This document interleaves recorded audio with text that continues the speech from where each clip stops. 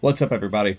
It's Calpsy, and today we are back, but today we are talking about Path of Exile 2 and the fact that we are getting our first big patch.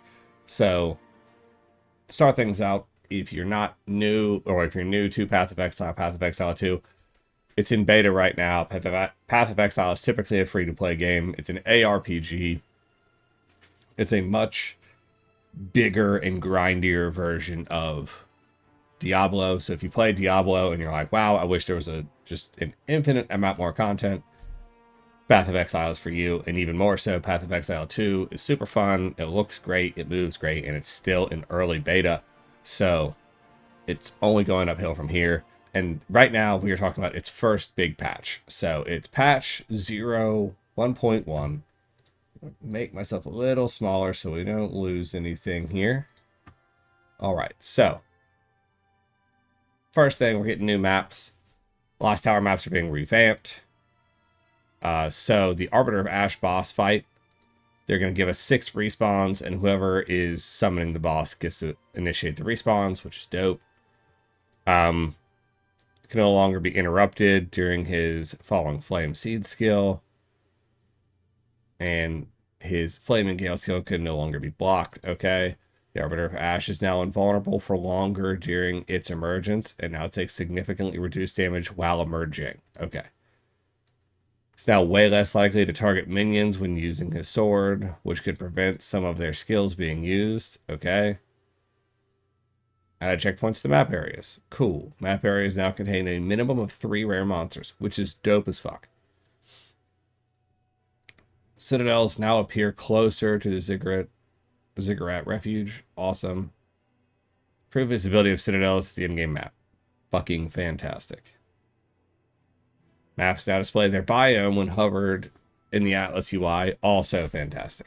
So I'd like to say, while we're going through this, I'm going to highlight that before I move on. It's really cool that they're doing all of this, and I'm going to link the video, so if you're into any form of Diablo or Path of Exile, or actually, like, I think even WoW as well, Darth Microtransaction is a streamer and a YouTube creator, and he does fucking awesome work, and he is so big in the community that he actually, like, met with Grinding Gear Games along with someone else that I didn't know who it was, but he met with them and they actually got to talk about the update, and like they straight up said that they took a break after the beta release because they pushed really hard for the last year coming up to the release, and then on release they're like, hey, we're gonna take a holiday, we're gonna be back after New Year's. And then they even said, like, yeah, we wanted to make sure that we had time to play the game as well, because they're not just deving, they're also playing. So like most of these things that they talk about, they outright say, like, yeah, we played it, we got to that point, and we were annoyed, therefore we're enacting changes, which is fucking awesome. Because like everyone, like I always argue in other games, especially games like Elder Scrolls or World of Warcraft, a lot of the issues that people run into is because the devs just aren't playing the fucking game, and they don't have to play the game. And some people misconstrue that by meaning they're not even like double checking and like going into the test servers and testing the game. I'm talking like they're not a player of the game. And I know, working on this, it's probably fucking so mundane that it's boring to play it. But you need at least someone on the team that's playing the game, so that someone on the inside goes, hey man, do you know that there's no fucking rares spawning for me? Or hey man, do you know this fucking sucks? And that way we get the changes that everyday people want to get. But that's just my sidebar. That's all I'm saying, is that like they said that in the video, and of course I'm going to link that video. I'm going to mention it a bunch, but like they play the game, and that's dope. Now, let's keep moving. They added a new Overseer's Precursor Tablet, a currency item which can be placed in completed towers to add map bosses to valid maps in radius. These tablets drop from map bosses and can roll exclusive modifiers that affect map bosses. Dope. Map areas have been adjusted to have more distinct specialties for the content they contain. For example, one map area might have more total number of monsters, while another is likely to contain additional content such as strong boxes, essence of shrines. Generally speaking, the more difficult a map is to clear, or the smaller it is, the more axes it will specialize in. Here's an overview of changes we've made to give maps more discernibility. And that's all of these. A number of maps can spawn double number of chests, and twice as many minimum magic or rare chests. Double the number of monsters, 50% more magic, 50% more rare, higher minimum of rare, lower minimum of rare, 50% more chance to contain essence, strong boxes, or shrines. All cool modifiers. Maps that are now exclusively found in biomes containing citadels now have 50% more chance to contain essence, strong boxes, and shrines. Unclaimed hideout areas now have substantially more magic monsters and fewer rare monsters. Okay. Monsters in the Untainted Paradise have been breeding. Untainted Paradise now contains 100% more monsters, of which spawn 100% more, thus quadruple rare and magic monsters. Dope as fuck. Reduce damage scaling monsters in the Simulacrum encounters with added difficulty. Adjusted the chance for maps to contain bosses. You should be encountering a boss roughly every 1 of 4 maps. That is something that I really enjoy. I've always felt like we needed more and more. I like the boss fights. I like the big fights. Don't get me wrong, map clearing is fun and it's like an ARPG staple, but like boss fighting is like what I really sink my teeth into. I really enjoy it. The chance for map bosses to drop a waystone of the current tier or higher has been reduced to account for the increase in total number of map bosses. And that's understandable and completely fine. The Radiant Waystones Atlas notable passive now provides plus 15% chance for map bosses to drop a waystone of the current tier or higher, previously 25. Okay, that's not a huge drop.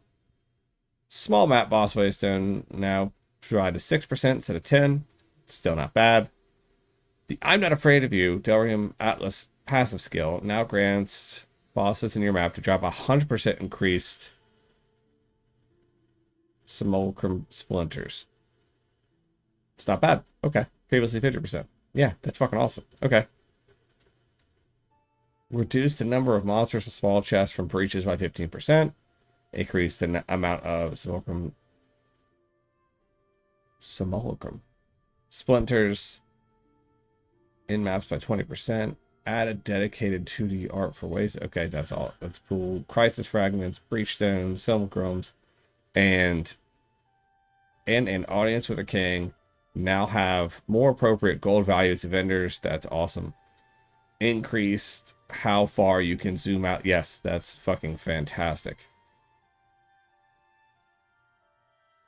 Okay.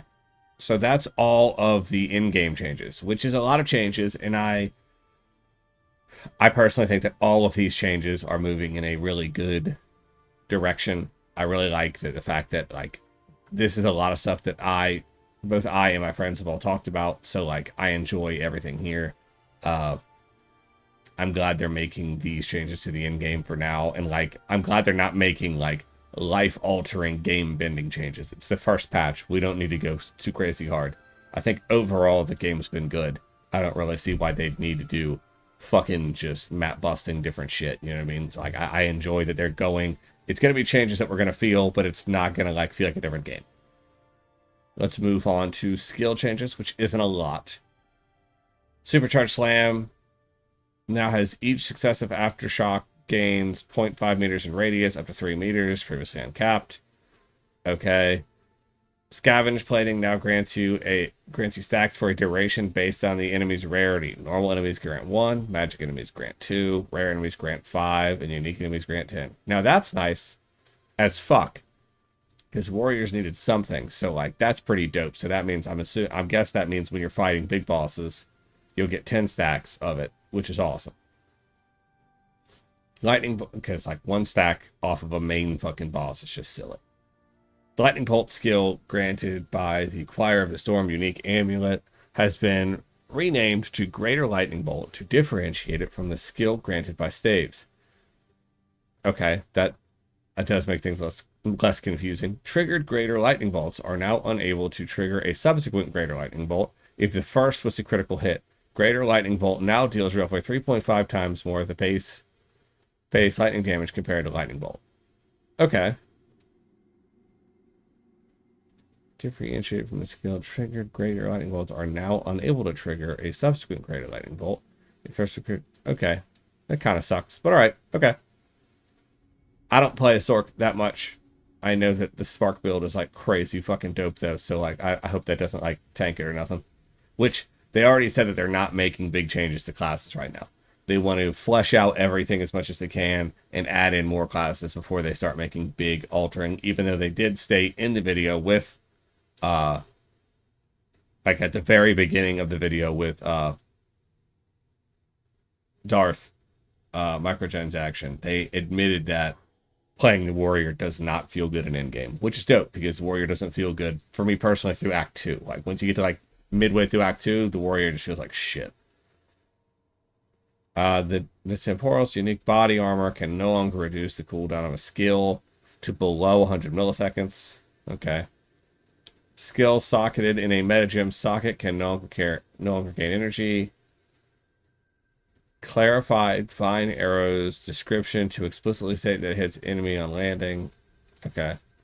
Remove the aura tag from pain offering for consistency with other minion skills, as the skill does not directly create an aura. The aura is created by the summoned minion. Okay. That does make sense. Alright. Okay, so no big changes to skills. Nothing crazy. This isn't going to bust anyone's build. Everything should be fine for your current builds on the way through. I know a lot of people I've seen online were saying that they wanted like minion updates and other shit like I mean, we're literally at 0.1 patch. Calm the fuck down. People who are already complaining about this game and the content and the changes, like we are literally at 0.1. The game's not even like close to coming out at the moment. Calm the fuck down. All right, now we're going to move on to monster changes. Okay. Now let's move into monster changes. So the monster changes, we can pick through every little one, but we're not going to because that would make an immensely long video. And if you were going to sit here to listen to me rack off every single one, and I did go through a majority of the in-game changes because I feel like those, for the most part, needed to be talked about even more. But the monster changes all have a pretty, actually, the rest of the changes have a pretty linear path. And so with monster changes, as we can see in a few examples, Forsaken miners throw less grenades and their grenades do less damage, and the visuals are improved. The Dread Engineer's grenades now deal less damage in the cruel maps. A small delay before monsters released from Essence monoliths can use their skills. Reduced how far away the Lostman Zealots can use their meteor from, and the visuals have been improved. Adjust the damaging area of the Executioner's attacks to more closely match the visual effects. The telegraphing for the Guillotine Slam has also been improved. So, by and large, these are the monster changes are pretty much all for making it so that you can actually do the mechanics and play the game as a more skill-based game. Path of Exile has a hardcore mode that is a very hardcore community. And with that, you have to be able to know where what's going and what to do. And that's a big deal. So, and also by me saying that, I mean, like this. This is a great example. The Lightning Storm skill used by Lost Men Zealots should now always strike the telegraph marker, as opposed to somewhere random. In a game like WoW and WoW Hardcore, if you have something and you're like, oh, I don't give a fuck, it's WoW and it's hardcore, I should be able to know what's going on. Okay. If you should, like, people complain about on WoW Hardcore the amount that you miss your attacks, especially early on. And the fact that it's kind of unpredictable for spawning times and hyper spawns and NPCs roaching out. And that's fine. But the thing is that WoW wasn't made to be hardcore. So those mechanics are caked into the base of the game, and they're never coming out. So there's a lot of unpredictability about it. A game like Path of Exile has hardcore things elements, and it has hardcore off rip, like that. Like when you start the game, you can play hardcore. You can click hardcore or normal from the beginning. And with that button being able to be clicked to go to hardcore, to me personally, I think that something like this, where if there is a marker that says this will be lightning storm striking here, I should be able to avoid that and just respectfully know I'm not going to get hit. Because if you're going to have hardcore, it's going to have tensions really high. And having something that's full random is just bullshit. So them taking it out this early is fantastic to me. Yes, it should go into the marker. And as we can see, so many of these things are all about showing the visual. And to me, that's another just absolute, just top class showing up Diablo. Because Diablo still has issues where a lot of their main bosses and their like late in-game bosses just have garbage visuals. Like the fucking Frost Beast, whatever the fuck his name is, right outside the fucking Sanctuary City. Like, you fucking sit there and fight the fucker, and the whole arena is gray and blue. He's gray and blue. His moves are gray and blue, and his move telecasters are gray and fucking blue. And that's fine, but if I'm on a hardcore character and I'm fucking level 90 and I'm fighting this piece of shit, and now I can't see what he's doing because he's using two moves at once and they're both gray and blue and they're blending into the fucking ground, that's just stupid. It should be telegraphed so that I know which move's doing so I can then implement how to counter it. This is how it works. And since they don't do that, and this is the first patch and they are already implementing that aspect, it's fantastic. Because like the grenaders are fucking annoying. Lightning storm's fucking annoying. And also there's stuff like this in the patch notes to just let you know just how much they're in here in the fucking comments in the game listening to us. Literally, Filthy Crow no longer uses projectile vomit skill point blank in front of you. Because that's just rude. It is fucking rude. And I guarantee you that happened to a dev or someone on the team playing the game, and they said, that's fucking rude. And they changed it because it's unavoidable and it's fucking annoying.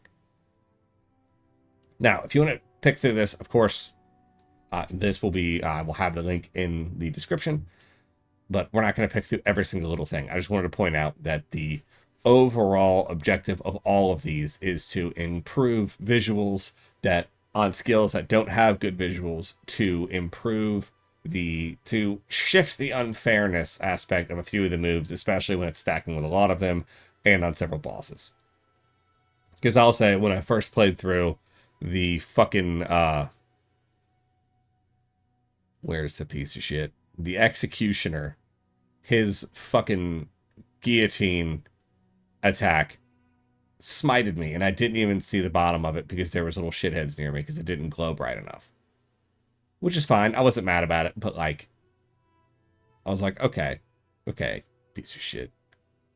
All right, we're gonna keep moving.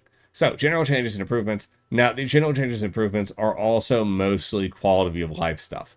So, I'm not going to go through every single one, but as you can see, most of these, and we'll pick out some random ones, they're mostly quality of life. Armor has been made more effective by approximately 15%.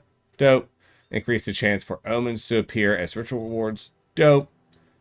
Adding an exit portal to the Trial Master Arena. Fucking dope. Rarity of items and expedition vendors now increases with shop levels. So shops generally have more rare items at higher levels. This does not affect existing shops, and you will need to use a reroll currency to generate shops with improved rarity. Dope. Quest tracker now shows which quests are applicable for the area you're currently in. Fucking fantastic. Like, uncut gems now show their level on the item level. Like, all of these are just great quality of life changes, and I'm really excited to see all these implemented in the game. But we're going to keep moving from here. Now, unique item changes. We're not going to go through all these because there is a lot of them. But pretty much all of them are just positive, and they're to make it so that, and they say it in the video, that they're trying to make the unique items more worth keeping for longer, and to just make the unique items better. And that you're not going to be running full uniques on this game. It's just not how the game is designed. You're not supposed to be running full uniques, but they want you to be running as many uniques as you can, and they want you to be using them as long as possible. So they're making a lot of changes to a lot of things. And some of them they're making less game busting, like they're doing buffs and nerfs to each individual one, but we're not going to go through all of these. Again, this link will be in the description so you can go through those, as well as the bug fixes. I doubt you're here to see bug fixes. I doubt that you clicked on a YouTube video to see me talk one by one of fix the bug that caused Sekima Azala to fail to shield you during Jebanara, the Abomination Storm skill.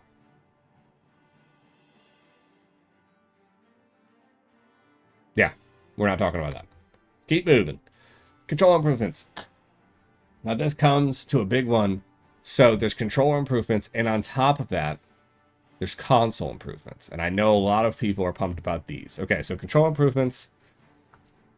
I don't use controller. I use keyboard and mouse. I'm on a PC. I switched to keyboard and mouse when I switched to PC many years ago. So there's a lot of this stuff that just makes it easier. Improved auto-targeting logic for very large bosses, such as Torgul. The game now pauses by default if controller becomes disconnected, which is fire for you guys. Because if it didn't happen before, that's bullshit. Trying to socket invalid gems you controller now gives appropriate error messages. So they're just really like going through and fixing bugs and doing quality of life stuff for controllers. And the big one is down here in console improvements. Item filters can now be used on consoles by subscribing to a filter on Path of Exile's website.